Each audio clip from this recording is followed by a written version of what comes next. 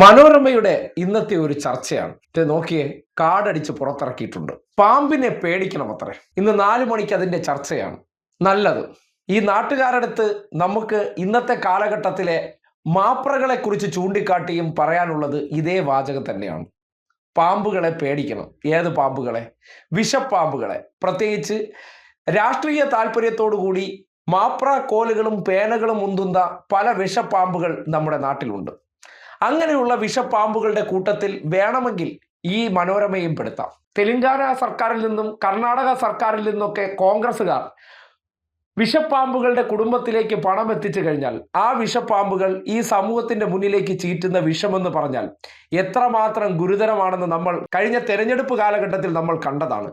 ആ തെരഞ്ഞെടുപ്പ് കാലഘട്ടത്തിലെല്ലാം പച്ച നുണകൾ ഈ വിഷപ്പാമ്പുകൾ സമൂഹത്തിന്റെ മുന്നിലേക്ക് ചീറ്റിവിട്ടത് ഈ സമൂഹത്തിനിടയിൽ എത്രത്തോളം അപകടമുണ്ടാക്കിയിരുന്നു. ഇപ്പോ വിഷപ്പാമ്പുകൾ മനുഷ്യരെ അറ്റാക്ക് ചെയ്യുന്ന സമയമാണ്. അതിൽ ജീവൻ നഷ്ടപ്പെടുന്നുണ്ട്.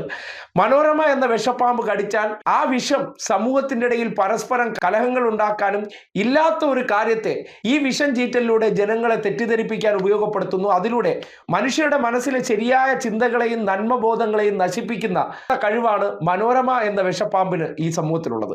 അവർ ഈ നാട്ടിലെ ഉരക ജന്തുക്കളായ പാമ്പിനെ വിമർശിക്കാൻ ഇറങ്ങുമ്പോൾ ഒന്ന് കണ്ണാടി നോക്കുന്നത് നല്ലതായിരിക്കും. കാര്യം ഈ വിഷപ്പാമ്പുകൾ എന്നുള്ള നിലയ്ക്ക് ചർച്ച ചെയ്യുന്നത് ഞങ്ങളെക്കുറിച്ച് കൂടിയാണോ എന്നുള്ള ഒരു തോന്നൽ കൂടി ഉണ്ടാകുന്നത് നല്ലതാണെന്ന് പറയേണ്ടി വരികയാണ്. കാര്യം ഈ സമൂഹത്തിൽ ഇപ്പോഴത്തെ വിഷപ്പാമ്പുകളെക്കാൾ ഏറ്റവും അപകടകരമായി മാറുന്നത് മനോരമ പോലുള്ള സ്ഥാപനങ്ങൾക്കകത്തിരിക്കുന്ന കുറേയേറെ വിഷപ്പാമ്പുകളാണ്. അതുപോലെ തന്നെ മനോരമ മനസ്സ് പോലുള്ള ചില മാധ്യമ സ്ഥാപനങ്ങൾക്കകത്തെ വിഷപ്പാമ്പുകളാണ്. ജനങ്ങളെ ഭിന്നിപ്പിക്കുക, ജനങ്ങളോട് പച്ച നുണ പറയുക, രാഷ്ട്രീയ താല്പര്യത്തെ മുൻനിർത്തി വിഷം ചീറ്റുന്ന ആ വിഷപ്പാമ്പുകളോളം ഈ സമൂഹത്തിലെ ഉരക ജന്തുക്കളായ വിഷപ്പാമ്പുകൾ ശല്യക്കാരുമല്ല. മനുഷ്യരെ സംബന്ധിക്കുന്നിടത്തോളം അവർ വലിയ വെല്ലുവിളിയുമല്ല. കാര്യം ചിലയിടങ്ങളിലൊക്കെ ഇപ്പോൾ ചൂടുകാലമാണ്. അതുകൊണ്ട് പാമ്പുകളെ സംബന്ധിക്കുന്നിടത്തോളം അല്ല, സകല ജീവജാലങ്ങളെ സംബന്ധിക്കുന്നിടത്തോളം അവർക്ക് താപനില ഉയരുമ്പോൾ ഭൂമിക്ക് പുറത്ത് പതിക്കുന്ന ചൂട് അവരുടെ ആവാസ വ്യവസ്ഥയെ ബാധിക്കുമ്പോൾ സ്വാഭാവികമായും നനഞ്ഞ ഇടങ്ങൾ തേടി അവർ പുറത്തേക്ക് വരാനുള്ള സാധ്യത വളരെ കൂടുതലാണ്.